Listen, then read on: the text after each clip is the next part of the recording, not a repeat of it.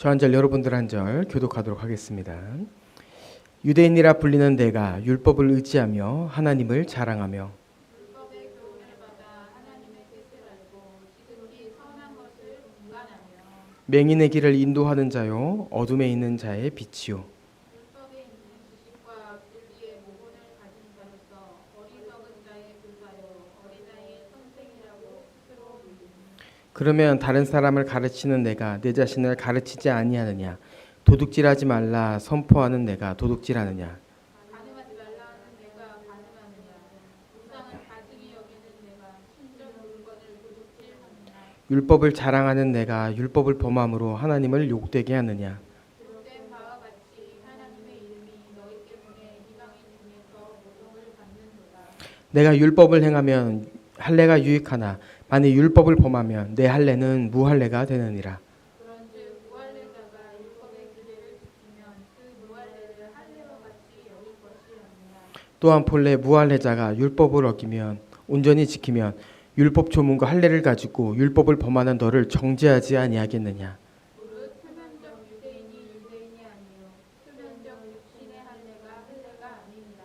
같이 읽겠습니다. 오직 이면적 유대인이 유대인이며 할례는 마음에 할지니 영에 있고 율법 조문에 있지 아니한 것이라 그 칭찬이 사람에게서가 아니요 다만 하나님에게서니라. 아멘. 네. 오늘은 로마서 6번째 시간입니다. 아이들이 나와도 같이 예배 드리면 될 것 같아요. 오늘 로마서 6번째 시간이에요. 저번 주는 우리가 이전 첫 예배를 기념해서 베드로전서 말씀을 잠시 살펴보았는데요. 오늘은 다시 본래 진도인 로마서를 이어 말씀을 전하도록 하겠습니다.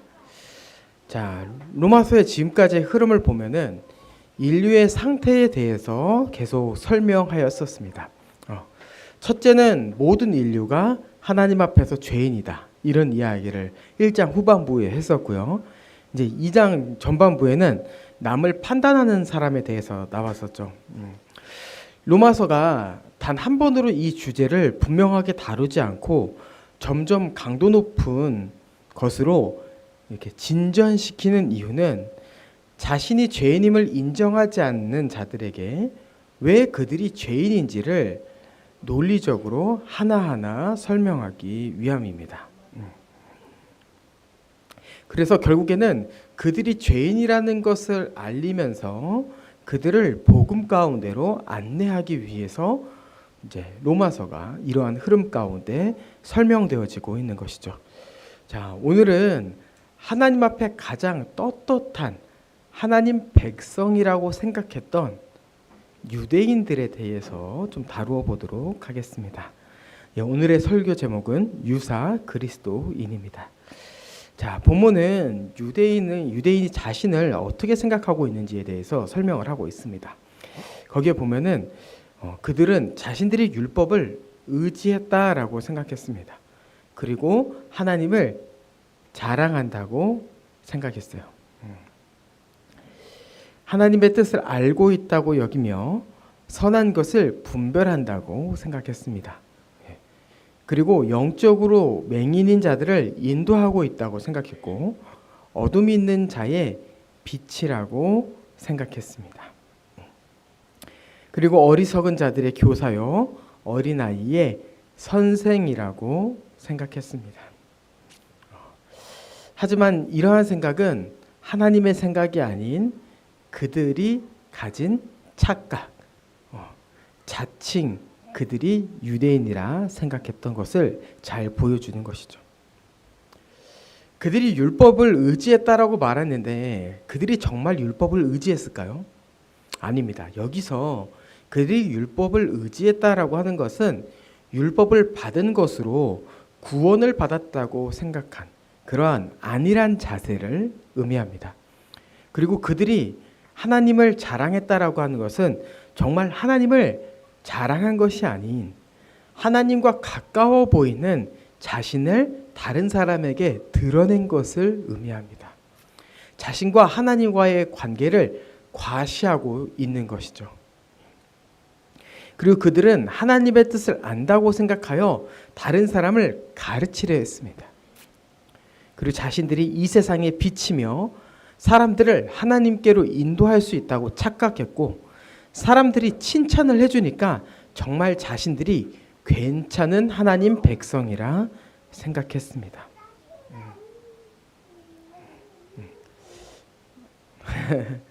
이렇게. 네. 본문은 그 부분에 대해 유대인들을 비판합니다. 한쪽이 없어졌어요? 알았어요.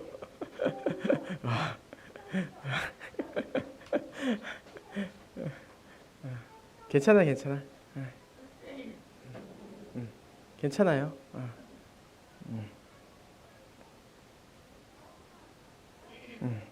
자, 21절부터 보면은 너는 다른 사람을 가르치려 하지만 정작 내 자신을 가르치지 않는다라고 되어 있고요.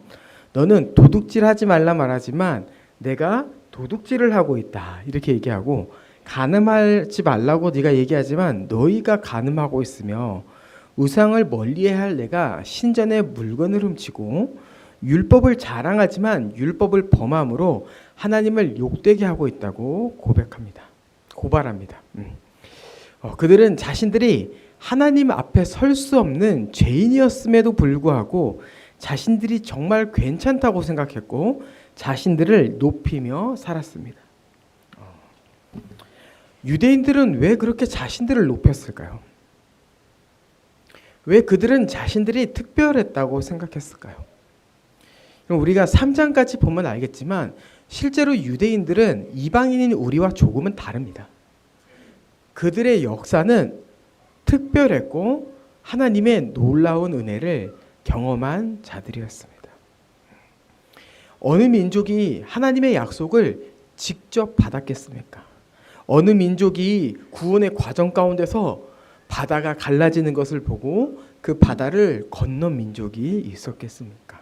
어느 민족이 하나님의 뜻을 계시받겠다고 산에 올라가 하나님을 보았고 하나님을 보았음에도 불구하고 죽지 않은 민족이 어디 있었겠습니까?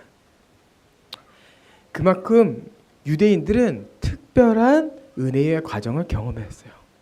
근데 그러한 것들이 이제 그들에게 있어서는 나는 하나님의 백성이야 라고 생각하며 자신을 높이려고 했었던 근거가 됐었던 것이죠. 진정한 신앙의 금수저. 여러분 이제 신앙의 금수저는 모태신앙이 아닙니다. 모태신앙은 유대인에 비하면 아무것도 아니에요. 진정한 신앙의 금수저, 엄친아, 유대인들. 이들이 바로 자신들을 특별하게 생각했고 자신들을 계속 높이며 살았어요. 하지만 아무리 많은 특권을 누린 민족이라 하더라도 하나님 앞에서는 모두 죄인에 불과하다는 것을 우리는 기억해야 됩니다. 그렇다면 이 말씀을 우리에게는 어떻게 적용할 수 있을까요? 그럼 우리는 유대인들이 아닙니다. 유대인들만큼 그렇게 큰 특별한 이 역사를 거쳐온 사람들이 아니에요. 하지만 우리가 유대인이 아님에도 불구하고 오늘 본문은 우리에게 던지는 어떠한 메시지가 있습니다. 그것은 바로 무엇이냐면은 그 어떠한 은혜의 경험들도 우리의 구원의 보증이 될 수 없다라는 것을 이야기하는 거예요. 우리는 유대인만큼은 아니지만 참 많은 은혜를 경험한 자들입니다. 가장 기본적으로 우리는 지금 교회에 출석을 하고 있고요. 교회에서 하나님과 교제하고 있으며 또한 한 몸으로 생각하는 지체들이 있습니다. 또한 수련회를 가면요 하나님과 깊은 교제를 하고 동역자들을 만남으로 도전을 받고 위로를 받는 우리가 이러한 삶을 살고 있어요. 우리는 받는 것뿐만 아니라 또한 우리 삶에 있어서 많은 기도의 응답이 있었고요. 어느 때는 간증을 통하여서 우리의 고백을 통하여서 많은 사람에게 도전을 준 적도 있습니다. 또한 찬양을 통해 감동을 준 적도 있습니다. 그런데 뭐라고요? 이러한 모든 경험들이 우리의 구원의 영향에는 아무것도 미치지 못한다라는 것을 우리는 기억한다라고 하는 거죠. 여러분, 이 말은요, 우리가 받은 은혜가 무의미하다는 말이 아닙니다. 우리가 더 큰 은혜를 경험해야만 구원을 얻을 수 있다는 말이 아닙니다. 우리가 받은 그 놀라운 경험들이 구원을 절대로 보장해주지 않는다는 거예요. 여러분들이 더 좋은 것을 앞으로 경험한다 할지라도, 여러분들이 엄청난 체험을 했었다 할지라도 그 어떠한 것도 우리의 구원의 증거가 될 수 없어요.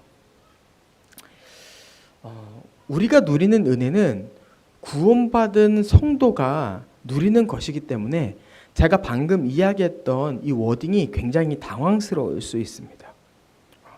기도 응답받는 것, 찬양하면서 주님과 교제하는 것, 그리고 다른 사람에게 은혜를 끼치는 것, 여러분, 이것은 우리가 구원받은 자로서 누릴 수 있는 은혜입니다. 하지만 우리가 누리는 은혜의 차원과 놀랍게도 우리가 구원받았다는 그 증거는 동일하지 않다, 구분된다라는 것이 오늘 본문에 나타난 아주 중요한 중요한 메시지예요. 여러분, 사람들의 고백들을 들어보면은 이러한 고백들을 하는 사람들이 있습니다. 내가 예전에 교회 다녔었어. 내가 예전에 성가대까지 했었어. 나 교사도 해봤고 청년회 회장도 해봤어. 여러분, 근데 우리는 그 사람들이 구원받을 수 있을까요? 라고 이야기했을 때 그 물음에 우리는 자신 있게 그 사람은 그래도 구원받을 거예요 라고 말할 수 있습니까? 말할 수 없겠죠. 우린 삶에 듣는 이러한 내용을 통하여서도 충분히 생각할 수 있는 겁니다. 우리가 수련회 가서 그렇게 눈물을 흘리고 수많은 은혜를 경험했지만 그것이 이 사람이 나중에 구원받는다는 말은 아니구나. 그리고 이것을 우리로 비춰봤을 때 우리가 그 수많은 은혜를 경험했다 한들, 우리가 지금 이렇게 사람들에게 은혜를 끼친다고 한들 그것이 우리의 구원을 보장해주지 않는구나라는 것을 기억해야 되는 거죠. 그럼 많은 사람들이 자신을 진짜 그리스도인이라 생각합니다. 하지만 유사 그리스도인일 수 있어요. 여기서 이제 유사 그리스도인이라는 말은 조금만 더 하면 진짜 그리스도인이 될 수 있을 것 같은데 여러분, 이 말을 하는 것이 아닙니다. 여기서 제가 유사 그리스도인이라는 말을 쓰는 것은 거의 그리스도인이 되었어 이 말이 아닌 진짜 그리스도인처럼 보이지만 진짜를 흉내내는 가짜 그리스도인이 있다라고 하는 거예요. 가짜이지만 자신을 진짜라고 생각하는 그러한 사람들이 있는 것이죠. 그렇다면 누가 유사 그리스도인일까요? 여러분, 매튜 미드라는 사람이 유사 그리스도인이란 제목으로 책을 썼습니다. 목사님이세요. 근데 제가 이제 책을 썼다라고 얘기하니까 지금 살고 계신, 지금 살아있는 목사님이라고 생각할 수 있는데 이분은 지금 살아계신 분이 아닌 15세기 영국의 목사님입니다. 15세기면 굉장히 오래된 역사인데요. 이 15세기 당시의 목사님께서 이러한 책을 쓰셨어요. 유사 그리스도인. 그 목사님께서 쓴 표현을 가져와서 제가 좀 이야기를 해보면요. 이분이 말하는 유사 그리스도인이란 뭐냐면은 큰 은혜를 받았음에도 가짜일 수 있다. 이렇게 이야기하고요. 또 믿음의 지식이 있을 수도 있다. 은사가 많을 수도 있다. 수준 높은 신앙 고백을 할 수도 있다. 또 다른 말로 하면 어떻게 할 수 있어요? 수준 높은 화려한 미사어구를 쓰며 대표 기도도 할 수 있다. 이런 것도 좀 한번 생각해 볼 수 있겠죠. 그리고 죄를 미워하고 대적할 수도 있대요. 유사 그리스도인인데. 그리고 은혜를 사모할 수도 있답니다. 말씀을 두려워할 수도 있다. 또한 말씀을 듣고 기뻐할 수도 있다. 지체들과 함께 예식에 참여할 수도 있다. 천국에 대한 소망을 가질 수도 있다. 변화된 모습으로 살아갈 수도 있다. 열심히 봉사할 수도 있다. 기도를 많이 할 수도 있다. 희생하며 살아갈 수도 있다. 사랑할 수도 있다. 성도로서 의무를 다할 수도 있다. 그리스도인처럼 보일 수 있다. 여러분, 이것은 굉장히 놀라운 거예요. 왜냐하면 앞에서 이야기한 것은요, 성도가 마땅히 누리는 은혜의 모습이고요. 또한 우리가 사모해야 될 은혜입니다. 봄아,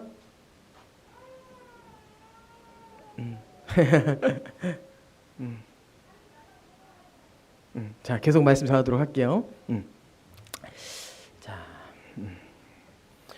우리는 이러한 모습을요 계속해서 사모해야 돼요. 그런데 이 목사님께서 하시는 말씀이 무엇이냐면은 그것이 진짜들이 누리는 것이지만 유사 그리스도인들도 누리는 것이기에 그것으로 자신이 진짜라고 생각하면 안 된다라고 하는 거예요.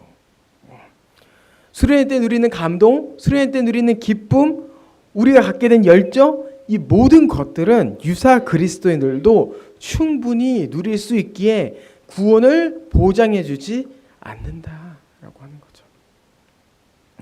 그러면 이것을 좀 교회에 적용을 해보면요, 우리는 유사 교회가 되어서는 안 됩니다. 무엇이 진짜 교회입니까? 교회가 은사가 넘쳐나 활기 있는 교회일 수는 있어요. 그리고 성도들이 교제하는 게 즐거워 모이기를 힘쓸 수도 있습니다. 그리고 막 기도 응답이 일어날 수도 있어요.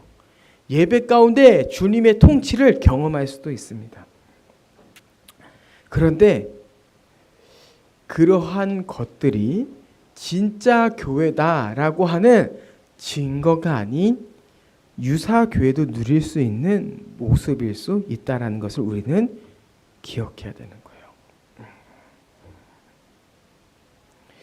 교회가 누리는 여러 가지 은혜들이 의미가 없다라는 말이 아닙니다. 우리는 앞에서 이야기한 말씀을 사모함, 은사를 사용하고 섬기고 열정을 가지고 교회를 섬기는 것을 사모해야 돼요. 하지만 그러한 것으로 진짜 교회, 참된 교회의 표지를 삼아서는 안 된다라고 하는 거죠. 여러분, 교회들이 얼마나 화려하고 얼마나 멋있는 교회들이 많습니다. 근데 그러한 표면적인 모습으로 우리가 참된 교회를 평가하는 것은 아닙니다. 그렇다면은 도대체 우리는 무엇을 붙잡아야 될까요? 29절을 보면은 오직 이면적 유대인이 유대인이며 할례는 마음에 할지니 영에 있고 율법 조문에 있지 아니한 것이라 이렇게 되어 있어요. 그러면 도대체 우리를 이 이면적 유대인 참된 교회가 되게 하는 것은 무엇인가? 라고 했을 때 결국에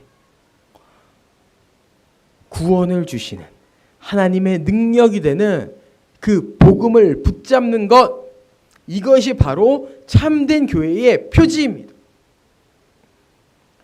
여러분, 이 기독교 역사에서 교회의 표지라고 하는 것이 괜히 있는 것이 아니에요. 도대체 무엇을 참된 교회로 결정할 것인가?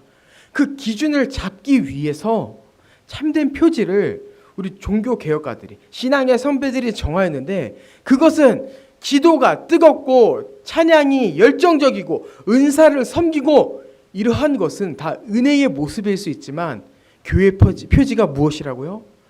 참된 복음의 선포인 겁니다. 참된 복음의 선포. 이것이 진짜의 교회, 참된 교회의 증거예요. 증거. 예. 우리는 참된 복음을 들음을 통하여서 더욱더 은사로 섬겨야 하며 참된 복음을 들음으로 한 몸 되기를 힘써 지켜야 하며 복음을 들음으로 기도를 하되 우리가 무엇을 위해 기도하는지 무엇을 기도해야 되는지 분명히 기억해야 됩니다. 요한계시록에 보면은 사대교회와 라오디게아 교회가 나옵니다. 이 사대교회와 라오디게아 교회를 보면요, 은혜가 없었던 것이 아니에요. 본문에 보면요, 사대교회를 표현할 때 너희가 살았다 하는 이름을 가졌다 이렇게 이야기하고 있어요. 여러분, 살았다 하는 이름을 가졌다라고 하는 것은 표면적으로는 살아있는 것처럼 보였다는 거예요. 실제로 그들이 은혜를 경험하고 있는 부분이 있었다라고 하는 겁니다. 근데 뭐라고 얘기해요? 너희가 살았다 하는 이름을 가졌으나 실상은 죽은 자다라고 얘기하는 거예요. 라오디게아 교회도 마찬가지예요. 라오디게아 교회를 뭐라고 설명하냐면 너희들은 부자라 부족한 것이 없다 이렇게 얘기하고 있어요. 그 얘기는 뭐예요? 표면적으로 은혜가 풍성한 것처럼 보였다라고 하는 거예요. 근데 하나님께서 그들에 대해서 칭찬하십니까? 아니었어요, 여러분. 아니에요. 주님은 그들을 책망하셨습니다. 왜 그렇습니까? 바로 은혜의 결과가 있었지만 그 은혜를 주시는 예수 그리스도와 떠나 있었기 때문입니다. 사도행전 2장에 보면은 초대교회의 모습이 나옵니다. 그 초대교회의 모습을 보면요, 거기에서도 은혜의 결과들이 나타나요. 모이기를 힘쓰고 함께 먹고 교제하고 기도하기를 힘쓰고 이러한 모습들이 나옵니다. 근데 중요한 것은요, 그러한 은혜의 모습들이 표면적으로 드러난 것이 중요한 것이 아니에요. 표면적으로 드러나야겠지만 그것이 어떻게 표면적으로 드러났느냐를 우리는 봐야 되는 거죠. 왜 그들의 그런 은혜의 결과가 표면적으로 드러났습니까? 바로 그 앞에 주와 그리스도 대신 예수 그리스도의 복음을 붙들었기 때문이에요.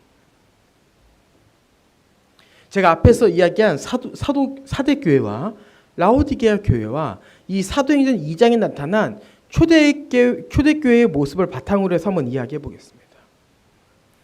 그러면 교회의 은사 사용이 조금 더 활발하지 않을 수는 있지만 참된 교회일 수는 있습니다. 성도가 모이기를 힘쓸 만큼 성도가 없을 수는 있지만 여러분, 참된 교회일 수 있어요. 교회가 조금 부족해 보이고 연약한 자들이 있을 수 있지만 찬양이 조금 풀밴드가 아니라 하나의 키보드, 그나마 우리 교회는 하나의 키보드라도 있죠. 키보드도 없이 그냥 새벽 기도처럼 생목 아니면은 그거 뭐죠?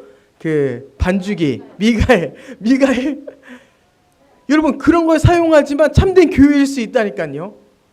그러니까 우리가 표면적으로 드러나는 모습이 우리의 기준에 충분히 만족하지 못하더라도 참된 교회일 수 있다는 겁니다. 어떻게요?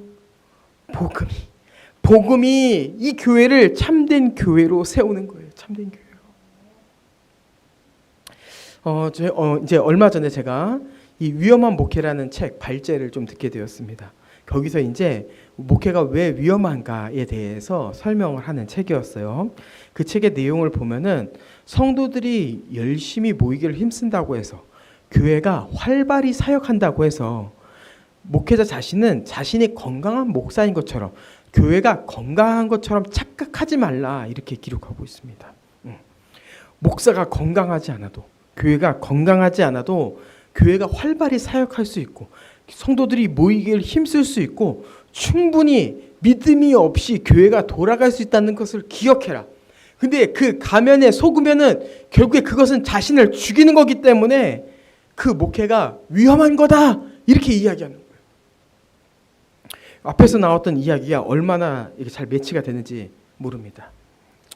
여러분, 우리는 위험한 이 교회를 세우면 안 돼요. 뭔가 이제 사람들이 오는 것 같네. 우리 교회가 이제부터 건강해진 건가? 찬양이 더 은혜로워졌네. 이제 우리가 좀 뭔가 해볼 수 있는 건가? 아니요. 여러분, 우리는 이미 교회예요. 복음 안에서 이미 참된 교회입니다. 표면적으로 우리를 만족시키지 못할 수 있지만 참된 복음의 선포가 있는 교회가 참된 교회이며 우리는 이것을 붙잡아야지 표면적인 것을 붙잡으면 안 돼요. 제가 이제 얼마 전에 어떠한 권사님과 이렇게 삶을 나누면서 이제 마리아와 마르다 이야기를 했습니다. 그러면서 좀 우리는 어떠한 교회가 되어야 되는가라고 했을 때 우리는 마르다와 같은 교회, 그냥 이렇게 막 열심히만 하는 교회가 되기가 되게 쉽겠다라는 생각이 들었어요. 그러면서 우리가 마리아와 같은 교회가 되었으면 좋겠다. 그냥 열심히 막 움직이만 하는 그런 교회가 아니라 예수님을 진짜 사랑하는 교회, 예수님과 함께 있고 싶어하는 교회. 조금은 우리가 우리의 생각대로 플랜이 흘러가지 않은 것 같지만 그냥 이 안에 하나님의 사랑과 은혜가 충만한 교회, 그러한 교회가 되었으면 좋겠다라는 그런 사모함이 생기더라고요. 네. 그럼 우리가 더욱더 이 복음 안에서 이 교회를 함께 아름답게 세워가길 원합니다. 유사 교회가 아닌 참된 교회가 세워지며, 또한 참된 교회로서 말씀 듣기를 사모하고 말씀을 배우기를 힘쓰며, 또한 그 배운 말씀 안에서 함께 나누기를 소망하는 교회, 그러한 교회로 살아가는 거죠. 그러한 교회로. 네. 이 교회는 주님이 세우십니다. 주님이. 네. 결론입니다. 우리는 참 많은 은혜를 경험했습니다. 하지만 그 많은 은혜를 받았다고 해서 우리가 괜찮다라고 생각하면 안 됩니다. 우리는 보여지는 것으로, 지금까지 경험했던 것으로 우리가 괜찮다고 생각하는 자들이 아닌 계속해서 복음을 붙잡아야 될 자들이며, 그 복음 안에서 하나님께서 이 교회에게 베푸르신 은혜를 충만히 누리는 교회가 되어야 할 것입니다. 그 복음 안에서 구원의 확신을 얻고 성령이 충만한 꽃피는 교회가 되기를 원합니다. 아멘. 우리 함께 찬양하도록 하겠습니다.